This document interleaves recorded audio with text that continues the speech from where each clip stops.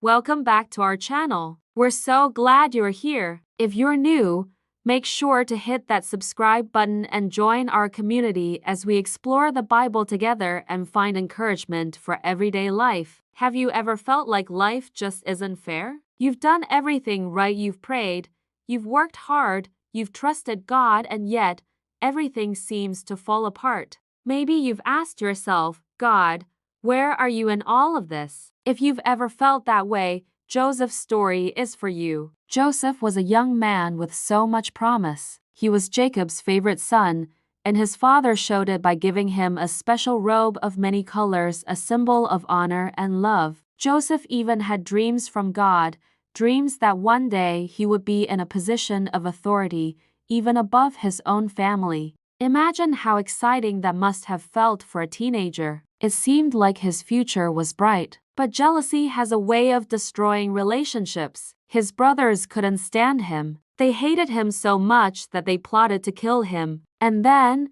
instead of killing him, they sold him to slave traders. Picture this moment: Joseph crying out, pleading with his brothers not to do this. And yet, they turned their backs and walked away, leaving him to an unknown future. The traders took Joseph to Egypt. Now, Egypt was a powerful nation at that time, wealthy, advanced, filled with towering monuments and thousands of gods. But for Joseph, it was a land of fear and loneliness. He didn't know the language. He didn't know the customs. He went from being a loved son to being treated like property. Everything familiar was gone. Can you imagine how scared he must have felt? Joseph was bought by a man named Potiphar, an officer of Pharaoh. But here's what's amazing.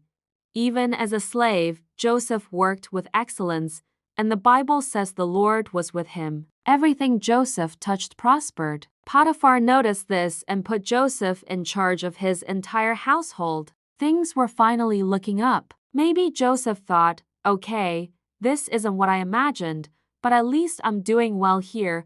But then came the test. Potiphar's wife noticed Joseph. She tried to seduce him day after day. Think about that pressure. He was far from home, no family watching, and she had authority over him. But Joseph refused. He said, "How could I do such a wicked thing and sin against God?" What integrity! He honored God even when no one else was watching. And how was he rewarded? By being falsely accused. Potiphar's wife lied and said Joseph attacked her. Potiphar believed her and had Joseph thrown into prison. Imagine how that felt, betrayed again, this time for doing the right thing. From the favored son to a slave, and now to a prisoner in a foreign land. Have you ever been there? You've done everything right, and life still knocks you down. Prison in those days wasn't like today. It was dark, filthy, hopeless. And Joseph had no idea how long he'd be there. Days turned into weeks, weeks into months, and months into years. And I wonder if Joseph ever cried out,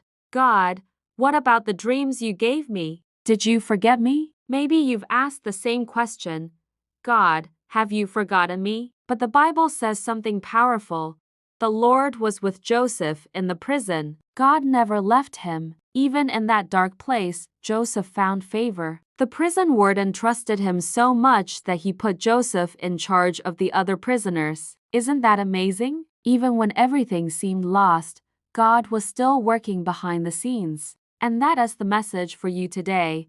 What feels like a setback is often a setup for something greater. The prison wasn't punishment. It was preparation. God was shaping Joseph's character, teaching him leadership, patience, and trust, because one day, Joseph would need those skills to rule a nation. Sometimes God uses the darkest seasons to prepare us for our greatest purpose. Maybe you're in a season like that right now. Maybe it feels like a prison: financial struggles, broken relationships, unanswered prayers. But God hasn't forgotten you. He's still with you. He's still writing your story. Joseph's story doesn't end in the prison. Eventually, he interprets Pharaoh's dreams and rises to second in command over all of Egypt. He saves nations from famine, including the very family that betrayed him. And later, when he stands before his brothers, he says these powerful words, "You meant evil against me, but God meant it for good."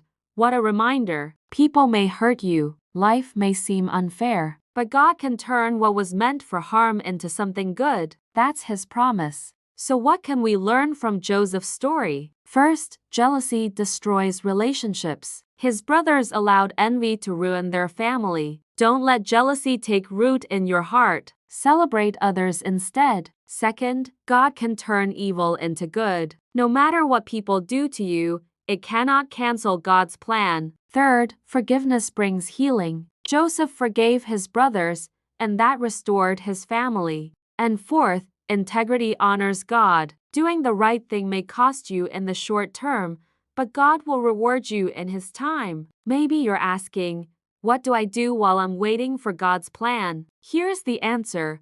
Stay faithful where you are. Pray even when you feel like giving up. Be excellent in small things. Joseph was faithful in Potiphar's house and in the prison, and God promoted him in due time. Hold on to God's promises. Go back to His word. Remember, a delay is not a denial. Let me share a quick story. A young woman I know lost her job unexpectedly. She was devastated. She prayed, applied for jobs, and waited for months with no response. Finally, she got a new job that paid better and gave her the chance to start a ministry that now blesses thousands. Looking back, she said, if I hadn't lost that job, I would have missed God's bigger plan.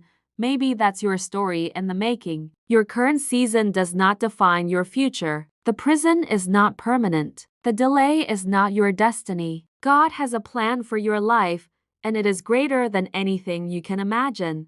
Thank you so much for watching. If this message encouraged you, please like this video, share it with someone who needs hope today, and subscribe for more Bible-based encouragement. And remember this, God never forgets His children. Stay faithful, keep trusting, and believe that His plan for your life is good.